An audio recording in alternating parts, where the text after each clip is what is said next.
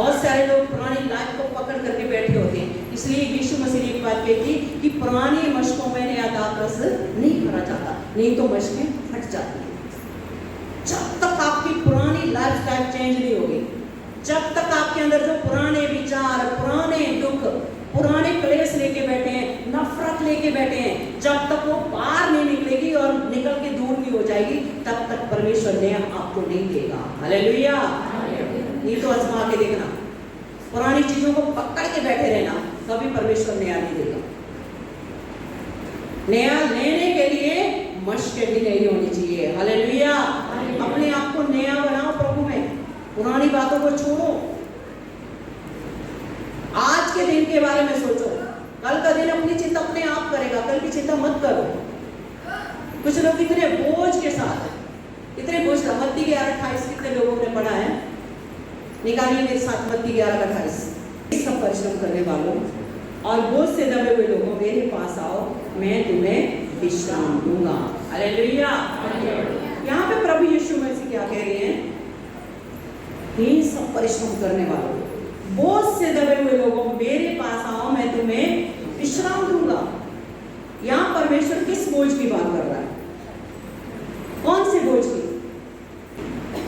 सुबह उठ के अब बेटी की शादी कैसे होगी, कैसे घर बनेगा, कैसे फीस जमा होगी, क्या होगा, कैसे होगा, है ना?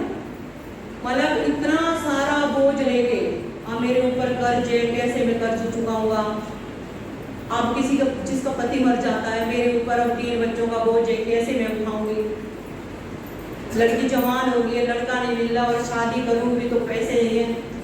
डेली लोग इतना बोझ लेके चलते रहते हैं। और यहाँ प्रभु यीशु मसीह का कह रहा है, सब परिश्रम करने वालों, बोझ से दबे हुए लोग, मेरे पास आओ। हालेलुया।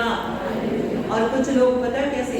यीशु मसीह कहता है भजन संहिता में लिखा कि अपना बोझ यहोवा पर डालो, वही संभालेगा। आज हम एक गाना गा रहे थे, अपना बोझ प्रभु पर डालो, वही संभालेगा। प्रभु कह रहा है कि अपना बोझ मुझे दे, मैं संभालूंगा, तू फ्री हो जा, तू बस सिर्फ दुआ कर, प्रार्थना कर और बाइबल पढ़। लेकिन हम क्या करते हैं? बहुत सारे मैंने लोगों को देखा है, हम कहते हैं, मैं भी कहती हूँ सिस्टर, सारी चिंता प्रभु पे डालो। और कुछ लोग पता कैसे देते बोझ? 2 दिन के लिए बोझ देते हैं, तीसरे दिन उसको उठा लेते हैं। जैसे एक एग्जांपल दूं मैं, मान लो किसी ने बिजनेस शुरू किया है ना, कोई दुकान खोल के बैठे, बिजनेस शुरू करें।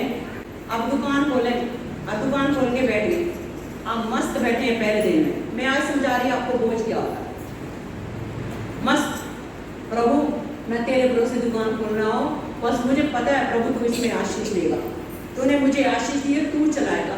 और कोई रिश्तेदार दोस्त निकला और पहले दिन में दुकान बंद करके जब घर पहुंचो, घर मिले, कैसी चली आज का दिन, कैसी चली दुकान? प्रभु चलाएगा, मुझे परमेश्वर पर भरोसा है, उसी ने मुझे दिया, वही चलाएगा, बिल्कुल चलाएगा। अब अगले दिन जब पहुंचते हैं, एक भी कस्टमर नहीं आता, ना पहले दिन आया ना दूसरे दिन, पूरे दिन भर बैठे रहेंगे। हालेलुया। पूरे दिन भर बैठे रहेंगे और फिर आपके आसी पड़ोसी पूछेंगे, और दुकान खोली है, वही कुछ बिक्री आज?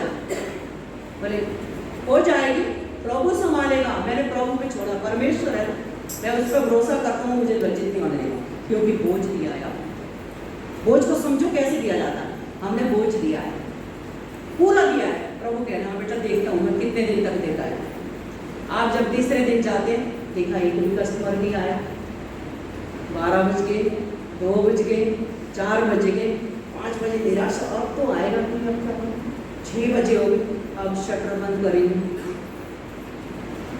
घर आएंगे, फिर पूछने वाले तो मजा लेते हैं पड़ोसी, और आज कुछ बिक्री हुई, मुझे लग रहा बंद करनी पड़ेगी। क्या बोलेंगे? मुझे लग रहा बंद करनी पड़ेगी, चलेगी दुकान। मतलब 2 दिन में बोझ लेके तीसरे दिन हार जाते। कोई भी काम शुरू करो, आप नौकरी ढूंढने जाओ, एक कंपनी में जाओ, वहां मना कर दे, दूसरी जगह, तीसरी जगह, प्रभु ने मेरे लिए नहीं रखी। 2 दिन में बोझ। आज फिर क्या करेंगे? 3-4 दिन बाद अपना बोझ जहाँ रखा था ना आपने, वहां से उठाएंगे और चल देंगे, फिर बोझ लेके चले जाएंगे। अब प्रभु कह रहा, अपना सारा बोझ मुझे दो, बोझ कहने का मतलब है प्रभु के ऊपर सारी बातों को छोड़ना, उस पर निर्भर रहना, भरोसा रखना, चाहे 1 दिन हो, 10 दिन हो, 20 दिन हो, 1 महीना हो, कि परमेश्वर संभालेगा। मैं तो बस उसकी दुआ बंदगी करूँ, उसके पीछे चलूंगा, चाहे 1 महीने तक कस्टमर ना आए, नो प्रॉब्लम, क्योंकि परमेश्वर ने दिया है, परमेश्वर ही संभालेगा। हालेलुया। वो देखता है तो कितने दिन तक ये बोझ लेके घूमता है, और उसको भी पता है ये इतने समर्थी लोग हैं और इतने मतलब क्या भरोसा ना करने वाले लोग हैं, ये ज्यादा दिन भरोसा नहीं करते। 2 दिन में बोझ देंगे, तीसरे दिन वापस दे देंगे कि प्रभु नहीं उठा रहा, हम वापस ले लेंगे। मैंने बहुत सारी बहनों को देखा है, प्रभु सुन ही नहीं रहे, इसलिए मुझे भगत पे जाना पड़ा, मजबूरी थी। हम देखो तुम्हारे चर्च में आए, हम 4 संडे, कोई फर्क नहीं पड़े, इसलिए चंडीगढ़ जाना पड़ा। Hallelujah, hallelujah. परमेश्वर कह रहा अपना बोझ मुझे दो, देना सीखो। इसलिए लिखा है जो कुछ तुम प्रार्थना में मांगते हो और विश्वास कर लें कि वो तुम्हें मिल चुका, तो सच में आपको मिलेगा। संदेह करने वाले के लिखा कि वो लहरों के समान है, डामाडोल।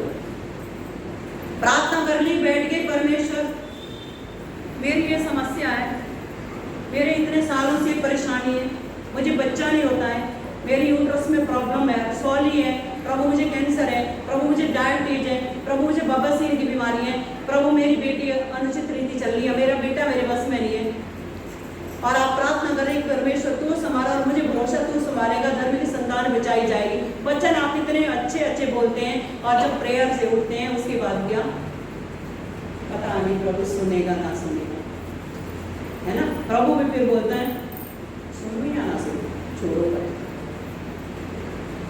उसको चाहिए पूरी निर्भरता। हालेलुया। परमेश्वर के ऊपर पूरी तरह डिपेंड रहना, जैसे बच्चे माँ बाप पे रहते हैं। कह दिया मम्मी मुझे कपड़े चाहिए, बात खत्म, कहाँ से दोगे आपकी मर्जी। परमेश्वर चाहता है कि तुम ऐसे बनो, हालेलुया, ना कि ऐसे कि 2 दिन मांगा और तीसरे दिन खुद ही लेने पहुंच गए। क्योंकि लोगों को इसलिए नहीं मिलता, इसलिए आज भी बोझ के तले आप दबे, इसलिए आज भी डिप्रेशन टेंशन में, परिवार में क्लेश है, उधार नहीं पा रहा परिवार। क्यों? बाइबल का वचन कब पूरा होगा? कब होगा? प्रभु ने कहा तू और तेरा घराना उधार पाएगा। क्या आप इस वचन पर अटल हैं? क्या आप इस वचन का मनन करते हैं? क्या आप आनंदित हैं? क्या आप इस वचन को धारण कर रहे हैं कि मैं आनंदित हूँ? प्रभु ने कहा है कि तू और तेरा घराना उधार पाएगा। चाहे कितना ही परिवार टेढ़ा क्यों न चले, चाहे पति कितनी नशा क्यों ना करे, चाहे पति कितना व्यभिचार क्यों ना करे, चाहे वो कितना ही आपको मारे पीटे क्यों ना, लेकिन आपके अंदर वो वचन का आनंद होना चाहिए कि परमेश्वर ने कहा कि तू और तेरा घराना उधार पाएगा और परमेश्वर बचाएगा, मुझे पता है। हालेलुया। विश्वास, चाहे वो आंखों के सामने, क्योंकि शैतान क्या करता है वो आपको दिखाता है। क्योंकि यहाँ पे ज्यादातर मैंने देखा लोगों को आज ज्यादातर शैतान की बातों को मानते, प्रभु की बातों को नहीं मानते। वचन को थामने का मतलब वचन पर अटल रहना, भरोसा रखना कि पूर्णता से परमेश्वर पर विश्वास करना। हमने अपना बोझ दिया है, वो उठाएगा। सोचना ही है उस बात के बारे में फिर कि मैंने प्रभु को अपना बोझ दे दिया, अब मैं बेफिक्र हो गया। हालेलुया।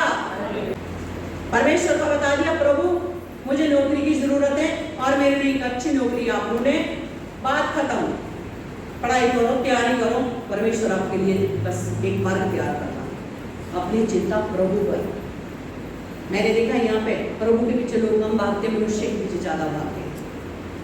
और कुछ लोग तो मनुष्य पर इतने निर्भर रहते हैं कि परमेश्वर उनके लिए सेकंड हो जाता हूँ मैं। उसके वचन को दृढ़ता से थामे, चाहे कितने ही अनुचित रीति से पति चले, लेकिन आपको पता है ना कि आपके विश्वास के द्वारा आपका पति बचाया जाएगा। हालेलुया। परमेश्वर उसको नरक नहीं जाने देगा, परमेश्वर बदलेगा, चाहे वो 70 साल में बदले। हमें आशा रखनी चाहिए, विश्वास रखना चाहिए कि मेरे घराने का उद्धार होगा, चाहे मेरे मरने के बाद क्यों ना हो। हालेलुया। अब्राहम से परमेश्वर ने प्रतिज्ञा दी थी, अब्राहम प्रतिज्ञा की संतान है, बादशाह मानी थी और प्रतिज्ञा की थी उससे कि मैं तेरे वंश को आकाश के तारागण के समान अनगिनत करूंगा। क्या अब्राहम के सामने वो अनगिनत थे? क्या अब्राहम ने अपने परपोतों को देखा? क्या उसने याकूब के 70 व्यक्तियों को देखा जो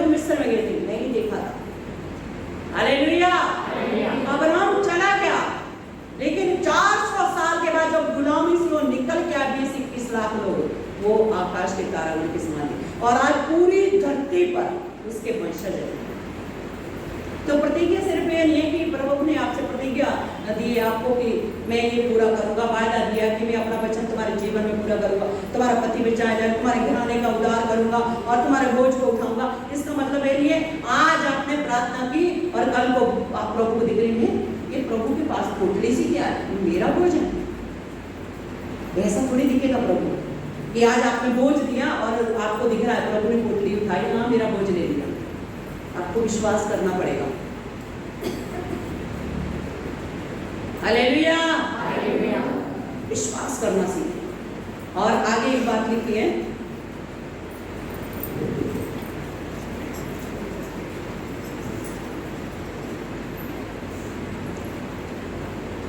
मेरे पास आओ मैं तुम्हें विश्राम दूंगा। परमेश्वर क्या देना चाहता है? हमें शांति देना चाहता है। पूरी तरह आपको क्या करना चाहता हो? रिलैक्स, निश्चिंत। और इसके बाद एक बात लिखी कि मेरा जुआ अपने ऊपर उठा लो और मुझसे सीख लो। हालेलुया। जुआ देखा है गांव के लोगों ने तो देखा है ना, क्या होता है कि अब तो मशीनें आ गई, ट्रैक्टर क्या क्या आ गए हल जोतने के लिए। पुराने समय में यही होता था, शायद आज भी होता होगा गांव के हाथ में। हाँ, पैर के ऊपर वो दोनों पैरों में उसमें जोता जाता था, जिसे जुआ बोलता है, ताकि वो दोनों एक समान बैलेंस को संभाले, दोनों बोझ को उठाएं ताकि इजीली वो फल को उसको खेत को जोत सके। हालेलुया। वो कह रहा कि मेरा जुआ अपने ऊपर उठा लो। जुआ उठाने का मतलब क्या है? यीशु मसीह कह रहा है कि मेरी शिक्षाओं को, मेरी आज्ञाओं को और मेरे वचन को धारण कर लो, अपने ऊपर लो, धारण करो अपने जीवन में, अपने हृदय की पट्टियों पर लिख लो। और आगे क्या लिखता है? क्योंकि और लिखा था और मुझसे सीखो। हालेलुया। क्या लिखा है? मेरा जुआ अपने ऊपर उठा लो और मुझसे सीखो। परमेश्वर कह रहा मुझसे सीखो कि मेरे स्वभाव को देखो, मेरे नेचर को देखो कि मैं कैसा इंसान था जब धरती पर रहता था, मैं कैसा जीवन जिया और कैसे लोगों के बीच में रहा और कैसी कैसी मेरी ताड़ना हुई और कैसे कैसे मैंने काम किया और मैं कितना दीन और नम्र था। हालेलुया। मुझे लोगों ने क्रूस पे चढ़ाया और मैंने किसी को गालियां नहीं दी, किसी को कुछ नहीं बोला। इसलिए वो क्या कह रहा? मुझसे सीखो क्योंकि नम्र और मैं मन में दीन हूँ। आमीन। वो कह रहा अपना बोझ दो मुझे और बोझ देने के बाद मुझसे सीखो कि मेरा स्वभाव तुम्हारे अंदर आना चाहिए, यीशु मसीह का स्वभाव हमारे अंदर आना चाहिए। जहां कहीं हम जाएं लोग कहें आप में बहुत बदलाव हो गया, आप वही है, आप वही बहन जो पहले गालियां देती थी, लोगों से लड़ती थी, आप कैसे बदली? तब आप कहेंगे मैं बदलने वाले कौन? मेरा परमेश्वर ने मुझे बदला। हालेलुया। मेरे प्रभु ने मुझे बदला, मुझे नया जीवन दिया। मेरे प्रभु ने मुझसे इतना प्रेम किया और उसने मुझे प्रेम करना सिखाया। तब आप कह सकते खुल के। और इसलिए वो कह रहा है कि मेरा बोझ अपने ऊपर लो और मुझसे सीखो कि मैं कितना नम्र और मन में दीन हूँ। हालेलुया। परमेश्वर कह रहा दीन नम्र बनो और तुम्हारा स्वभाव कैसा होना चाहिए? मेरे स्वभाव जैसा। और आगे लिखा है क्योंकि मेरा जुआ सहज और मेरा बोझ हल्का है। हालेलुया। वो कह रहा इतना आसान और इतना हल्का है मेरा जुआ कि तुम्हें मानने में कोई दिक्कत नहीं हो। आप देखो जब हम संसार में थे, आप सब लोग निकल के आए, बच्चे को आप घी नहीं खिलाते थे लेकिन घी के दिए आप जलाते थे। पैसा नहीं होता था फिर भी आपको त्योहार के लिए पैसा इकट्ठा करना पड़ता था। पंडित ने अगर आपको कह दिया कि 11,000 का हवन होगा तो आपको करना था, है ना। तांत्रिक के पास जाते थे, उसने कह दिया कि मुझे 15,000 चाहिए और आप ठीक हो जाओगे।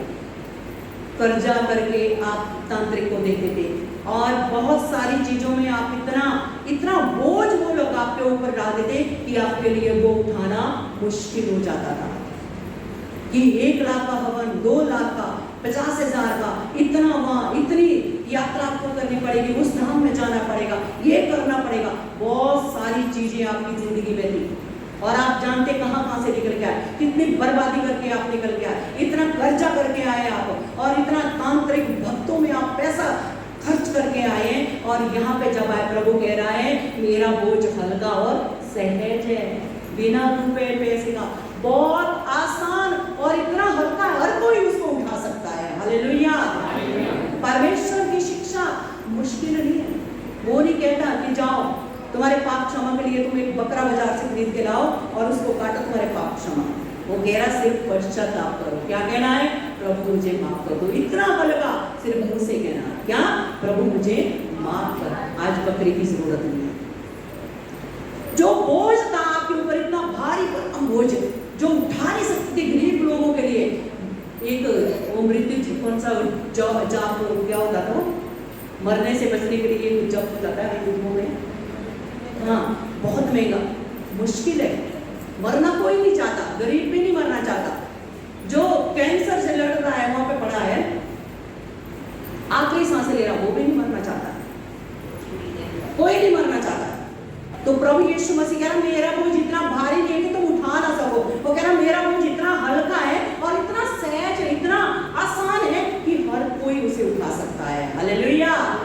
लेकिन इसके बावजूद भी लोग उठाना नहीं चाहते, आना नहीं चाहते प्रभु के पास। और कुछ लोग तो ऐसे बैठे होते हैं, हम तो घर बैठ के अपना बोझ उठा के अपने सर पे रखेंगे और हमें पूरा विश्वास है। कुछ लोग तो बोझ सर पे रख रख के घूमते रहते हैं। अब प्रभु क्या कहता है? अपना बोझ प्रभु के ऊपर डाल। हालेलुया। आपको पता है जब यीशु मसीह क्रूस पे चढ़े, क्रूस पे वहां पे लेन देन हुआ है। हालेलुया। लेन देन कैसा? जब यीशु मसीह क्रूस पे चढ़े, वो लौन बदन, वो कांटों का ताज पहने हुए, वो हमारे सारे गुनाह को लेकर के क्रूस पे चढ़े। जितने गुनाह, जितना बोझ, जितनी चिंता, जितने पाप हमारे जिंदगी में थे, जितने इन्होंने काम हमने किए थे, वो उसने सब यीशु मसीह ने अपनी देह पे लिए, और बदले में, लेने के बदले में जो हमें दिया आशीष है, स्वर्गीय स्थान, हालेलुया, और जीवन की भरपूरी, चंगाई, कोड़े खाने से शिफा, ताड़ना हुई ताकि हमें शांति मिले। हालेलुया।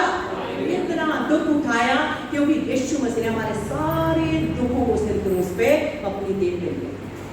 क्या आपको याद नहीं कि यशायाह 53 में उसने कहा है कि मैंने तुम्हारी चंगाई के लिए कोड़े खाए, तुम्हारी शांति के लिए मेरी ताड़ना हुई है।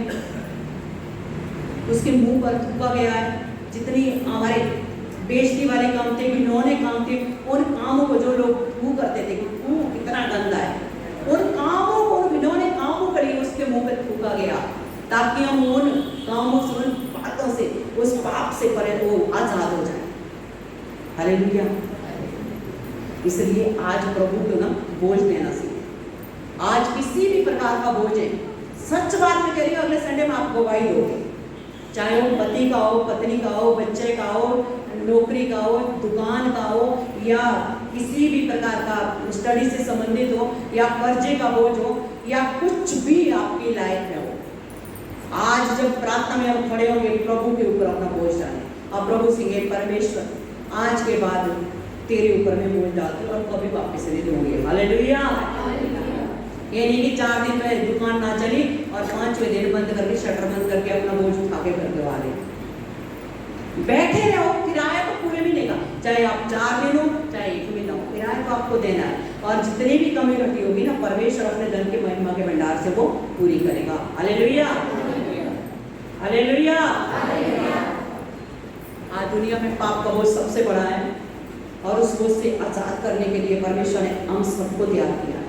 मैं आप सबको इसलिए कुछ वचन देती हूँ कि आप तैयार हो, आप अपना बोझ तो प्रभु पर डालें। लेकिन दूसरा जो बोझ से दबे हुए लोग है, जो गांव के हाथ में, जो अंधकार में पड़े, पाप का बोझ लिए घूम रहे रात दिन, मैं चाहती हूँ आप उनके पास पहुंचे और उनको भी कहें कि अपना बोझ प्रभु पर डाल दें। हालेलुया।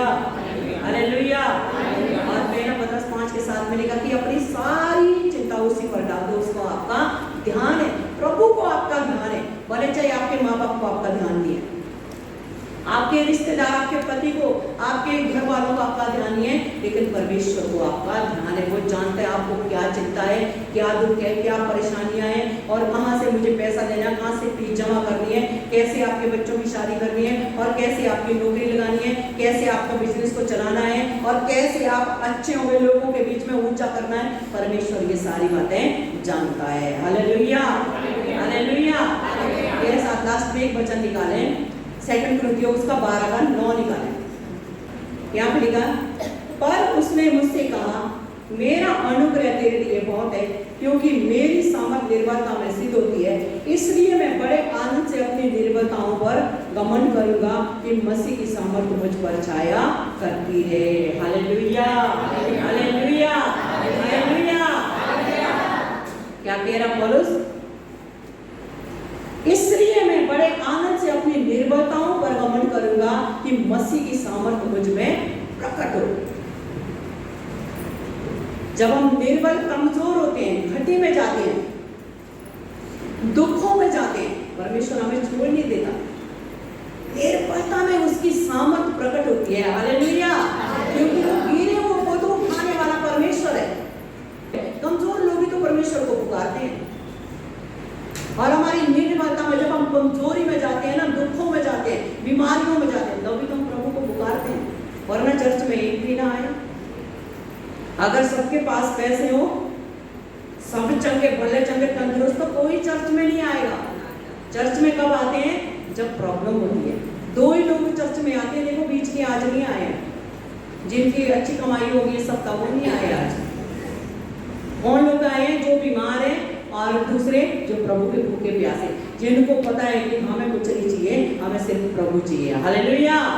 2 ही तरह के लोग चर्च में आते हैं, जिनको प्रभु चाहिए, उसकी भूख प्यास है, जिनको बस उसकी वर्शिप करनी है, उसके वचन को अपने जीवन में धारण करना है, बस तृप्त होना उससे वो, और दूसरे जो बीमार है, जो दुखों में पड़े। बीच के लोग नहीं आते, वो तब आते हैं जब वो परेशानी आती है। इसलिए पौलुस कहता है कि मैं अपनी निर्बलता में क्या करूंगा? घमंड करूंगा। क्यों? क्योंकि निर्बलता में तो प्रभु की सामर्थ प्रकट होती है। जब हम कमजोरी, दुखों में, कलेश में जाते हैं, प्रभु तभी हमें संभालता और हमें खोद करता, खड़ा करता, हमारे साथ रहता है। Hallelujah, hallelujah. आप देखिए कमजोरी में परमेश्वर कैसे साथ रहता है। मूसा के बारे में आप सबने पढ़ा है कि जब मूसा मिस्र से भाग करके आए और मिद्यान देश में रहने लगा, और जब परमेश्वर ने अपने आप को उस पर प्रकट किया और कहा कि मैंने अपने लोगों की चिल्लाहट को सुना है, उनकी दुआएं मेरे कानों तक पहुंची, इसलिए मैं अपने तुझे भेजता हूँ, तू जा। वो कहता है कि मैं जाऊँ, मैं क्या बोलूँ, किसने मुझे भेजा? तब वो कहता है कि अब्राहम, इसहाक, याकूब के परमेश्वर ने कह देना कि मैंने मुझे भेजा है। और वो पूछेंगे क्या नाम है उसका, तब वो कहता है कि कह देना कि मैं जो हूँ सो हूँ। हालेलुया। क्या कहा? मैं जो हूँ सो हूँ, कह देना। और फिर भी मूसा कह रहा नहीं, मैं नहीं जाऊंगा। वो कहता अब क्या प्रॉब्लम? नाम बता दिया मैं इसहाक, अब्राहम, याकूब का परमेश्वर हूँ, अब तुझे क्या परेशानी, अब क्यों नहीं जा रहा? वो कहता मैं नहीं जाऊंगा, क्योंकि मैं जवान का भद्दा हूँ, मैं अकला हूँ, मैं बोल नहीं पाता। अब परमेश्वर वहां पे पता है उसे क्या कहता? तू जा, मैं तेरे मुंह के साथ रहूंगा। हालेलुया। परमेश्वर कमजोरी के साथ रहने वाला परमेश्वर है। आपकी कमजोरी को सामर्थ में बदलने वाला परमेश्वर है। जो बॉडी का पार्ट आपका कमजोर है, उसको वो सामर्थ में बदल देगा। हालेलुया। अगर आज आप कहोगे प्रभु मैं मुंह का अकला हूँ, मुझे स्तुति करनी नहीं आती है, मुझे सीखा, वो आपके मुंह के द्वारा अपनी इबादत करेगा। और जो ज्यादा बोलने वाले ना, खासकर उनको, मैं भी ज्यादा बोलती हूँ, जो ज्यादा बोलने वाले ना, खासकर वो लोग जो फालतू की बातें बोलते हैं, वो कहते हैं प्रभु मेरे मुंह के साथ तो रहे। क्या बोलना? कि प्रभु तू मेरे मुंह के साथ है, देखना बिल्कुल गूंगा कर देगा। हालेलुया। ज्यादा बोलने वाले को प्रभु मेरे मुंह के साथ है, मैं कम बोलूं, देखना इतना कम बोलोगे हालेलुया ही निकलेगा। क्या निकलेगा? जय मसीह की। दूसरा शब्द हालेलुया। इसलिए बोलो ज्यादा बोलने वाले, और जो बुराई चुगली करने हो तो जरूर कहें प्रभु मेरे मुंह के साथ है, मेरी कमजोरी के साथ। हालेलुया। आप परमेश्वर का मैं तेरे मुंह के साथ रहूंगा। आज अगर आप अपनी निर्बलताओं को, कमजोरी को आप परमेश्वर के देंगे, परमेश्वर से कहेंगे प्रभु मेरे जीवन में ये कमजोरी है, प्रभु मेरे जीवन में ये कमी है और मैं इस फील्ड में कमजोर हूँ। हो सकता कोई बोलने में कमजोर है, हो सकता कोई विश्वास में कमजोर है, हो सकता कोई घमंड हो किसी के अंदर, या किसी भी फील्ड में आप कमजोर हो सकते हैं। मैं भी एक फील्ड में बहुत कमजोर हूँ, वो है बच्चों की फील्ड में। हालेलुया। हमारी कमजोरी होती है, शैतान उन कमजोरियों को पकड़ता है। मुझे गिराने का, पीछे करने का, प्रार्थना रोकने का सबसे बड़ा तरीका है मेरे बच्चे। वैसे हर एक की कमियां होती है, किसी ना किसी फील्ड में हम कमजोर होते हैं। और आज अगर आप उस फील्ड में, जो फील्ड आपकी, जो आपका हिस्सा, जिस पार्ट में आप, जिस में आप कमजोर है, आज प्रभु से कहें परमेश्वर इस कमजोरी के साथ हुआ, आज आप मेरी जुबान पे तेरा कब्जा, आज वो एलिया की आग देखना यहाँ पे गिरेगी। हालेलुया। आज परमेश्वर वो आग बरसाएगा। और देखिए जब आग बरसती है क्या होती है, शद्रक मेशक अबेदनगो, लिखा कि उनकी रस्सियां जल गई पर वो नहीं जले। हालेलुया। और उसने जब सांप को आग में झटका, सांप जल गया। तो जब आग बरसती है स्वर्ग से तब क्या होता है, सारे बंधन जल जाते हैं, सारी बीमारियां चली जाती है, सारे जादू टोने खत्म हो जाते हैं। इसलिए सबको, ये हमारे लिए सब परिश्रम करने वालों, बहुत से दबे लोग मेरे पास आओ, मैं तुम्हें विश्राम दूंगा। सब कहते हैं प्रभु आपने कहा है मैं बहुत से दबाव में समय, मुझे विश्राम दे, विश्राम दे, बोलते रहते हैं ना प्रभु मुझे विश्राम। तो इतनी लंबी लंबी एक घंटा प्रार्थना, प्रभु तू कर, तू कर, तू कर, तू कर। अब प्रभु कह रहा होगा चुप कर, तब तो करूंगा। हालेलुया। क्या कह रहा होगा, बोलते रहते हैं 1 घंटा, प्रभु तू कर, कर, मुझे विश्वास है, विश्वास है। अब प्रभु कह रहा होगा अरे विश्वास होता तुम इतना बकबक करते हो। विश्वास करने वाले तो मन में करते हैं, ऐसे करते जैसे 2 जनते प्रार्थना करने के लिए गए परमेश्वर के भवन में, एक पीछे खड़ा रहा और एक आगे पहुंचा। कह रहा प्रभु मैं तेरा धन्यवाद करता हूँ, मैं हफ्ते में 2 बार उपवास रखता हूँ, दशमस देता हूँ, प्रार्थना करता हूँ, ये करता हूँ। और लिखा और कहता है मैं इस पापी की तरह नहीं हूँ। और जो पीछे खड़ा था उसने प्रभु के ऊपर की ओर स्वर भी नहीं उठाए, वो स्वर झुकाए रो रहा था और क्या कह रहा था, ये प्रभु मैं बहुत बड़ा पापी हूँ, मैं तेरा गुनाहगार हूँ, मुझे माफ कर। बस सिर्फ ये बोल रहा था और आगे वाला खूब बड़बड़ा रहा था। कौन धर्मी ठहराया गया, वो। Hallelujah, hallelujah. ज्यादा बोलने से ये नहीं कि प्रभु ज्यादा घंटों घंटों बोलते रहे या 4-4 घंटे पूरे दिन भर, ये तब प्रभु सुनेगा। परमेश्वर अगर आप मन में भी सोचोगे ना, विचार रखोगे, क्योंकि हमारा विश्वास मजबूत है। हम दूध पीते हुए बालक थोड़ी रह गए, हम जानते हैं कि अगर हम मन में भी सोचेंगे तो भी प्रभु हमें उत्तर देगा। Hallelujah, hallelujah. इसलिए ज्यादा चिल्लाने से या बड़े की हमें रात दिन मांगना है, ये मत सोचो। बहुत सारी बहनें बोल नहीं पाती है, ज्यादा मांग नहीं पाती है। बैठो प्रभु की उपस्थिति में, 1 घंटे बैठे रहो। अगर नींद आ रही है ना, उधर ही सो, आपको सपने देगा वहाँ, और जो सपने आएगा वो कुछ ना कुछ जिंदगी में आपके रंग लाएंगे। अगर बुरे भी दिखेंगे तो पता चल जाएगा शैतान किस कोने में, अगर अच्छे दिखेगा तब तो प्रभु का धन्यवाद। लेकिन बैठो तो सही, कुछ मत बोलो, बैठे रहो। प्रभु क्या कहता है कि जो परम प्रधान के छाए हुए स्थान में बैठा रहे, वो सर्वशक्तिमान की छाया में ठिकाना पाएगा। हालेलुया। उसकी उपस्थिति में बैठे रहो, पूरी निर्भरता उस पर रखो, अपना बोझ उसके दो। आज दो, प्रभु मैंने अपने पोती का बोझ दे दिया, प्रभु मेरे पास आज शाम को भी खाने के लिए रोटी नहीं, पर मुझे पता है तू 5 रोटी 2 मछलियों से 15,000 लोगों को खिला सकता, तू मेरी भी भरपूरी करेगा। एलिया नबी जब नाले में छुपा हुआ था, खाने के लिए रोटी नहीं थी, प्रभु कौवा उसके लिए खाना लेकर के आता। मुझे पता है तू मेरे लिए भी थोड़ा इंतजाम करके रखा होगा। क्यों सोचते हो कि हम क्या खाएंगे? रिश्तेदारों की गुलामी कर रहे हैं, मजबूरी में उनके घर में जा रहे, उनके रीति रिवाज में शामिल हो रहे हैं। क्यों? ऐसा ना हमें वो हिस्सा न ले। अरे नहीं मिलेगी 1 बीघा जमीन यहाँ पे, छोड़ दो। हालेलुया, छोड़ दो। मार्था मरियम का क्या था?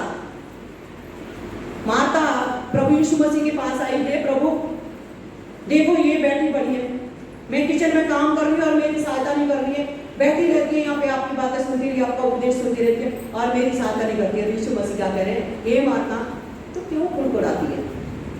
तो बहुत बातों में कुड़कुड़ाती रहती है। लिखा कि मरियम ने वो उत्तम भाग पा लिया है। हालेलुया। वो उत्तम भाग हमारे पास है, वो स्वर्ग का राज्य हमारे पास है, वो स्वर्गीय आशीषें हमारे पास है, वो नया यरूशलेम में मकान हमारे पास है। हालेलुया। इसलिए अगर यहाँ थोड़ी बहुत जमीन चली भी जाए दुख मत करो, उस जमीन के लिए तलवे मत चाटा करो, परिवार वालों गुलामी मत किया करो, जाने दो। समझ लेना वो हमारा हिस्सा नहीं था और आपके हिस्से में जो आया वो परमेश्वर आया है। हालेलुया। और जिसके हिस्से में परमेश्वर है वो क्या कुछ नहीं करेगा। जो सेनाओं का योगा आगे आगे चलने वाला परमेश्वर है, जो लाल सागर को दो भाग करने वाला परमेश्वर है, वो आपकी जिंदगी में क्या कुछ नहीं करेगा। वो कहता आकाश के पक्षियों को देखो, ना बोते हैं, ना काटते हैं, ना खत्तों में बटोरते हैं, फिर भी तुम्हारा स्वर्गीय पिता उन्हें मस्त डेली खिलाता है।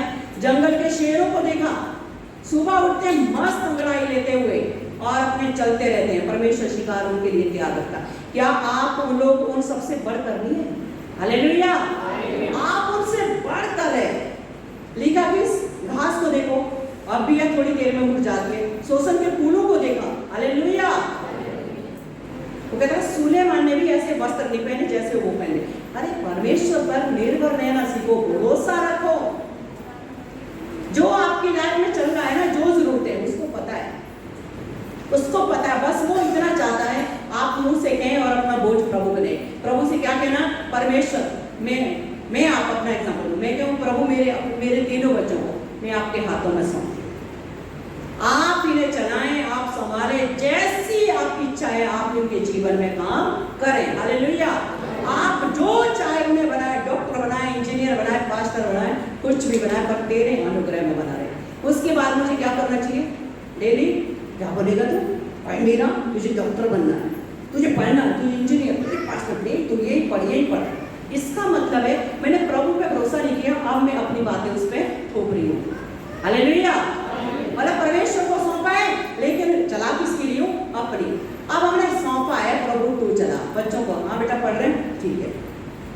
बच्चे बोलेंगे क्या बनना है? जो तुम्हें प्रभु बनाए, जो परमेश्वर बनाए। परमेश्वर ने हर एक के लिए योजना बना के यिर्मयाह 29:11 में उसने कहा है कि जो कल्पना मैंने तुम्हारे विषय में की है उन्हें मैं जानता हूँ, वो लाभ की हानि की निरीक्षा, अंत में मैं तुम्हारी आशा को पूरा करूंगा। हालेलुया। वो कह रहा चलते रहो, चलते रहो, चलते रहो, लेकिन मंजिल आएगी। मैं तुम्हारी आशा को पूरा करूंगा, तुम्हारी जरूरतों को पूरा करूंगा। उसको बताइए, एक बात बताओ, ये जवान लोग यहाँ पे बैठे हैं, क्या परमेश्वर चाहते कि ये जिंदगी भर यहाँ पे बैठे रहो, माँ बाप से डायपर के लिए भी पैसे मांगते रहे? क्या परमेश्वर ऐसा परमेश्वर है कि इनकी दुआ प्रार्थना, रात दिन दुआ प्रार्थना करते हैं और इतने आत्मा से भरे? क्या परमेश्वर की योजना नहीं इनके लिए? उसको पता है वो एक दिन जितने यहाँ पे बैठे यीशु मसीह के नाम से बहुत ऊंचे ऊंचे पद पे होंगे। हालेलुया। बहुत ऊंचा ऊंचा परमेश्वर करेगा, चाहे वो बिजनेस में करे, चाहे प्राइवेट जॉब हो, चाहे गवर्नमेंट जॉब हो, चाहे कुछ भी हो, लेकिन परमेश्वर उस बुलंदियों पर पहुंचाएगा। इसलिए मैं आज आपसे यही बात कहना चाह रही हूँ, ज्यादा वचन देने से मैं 50 वचन दूं, उसमें से एक भी ना माने, अच्छा प्रचार तो कर लूंगी, लेकिन आपके पल्ले न पड़े जीवन भर कोई फायदा नहीं।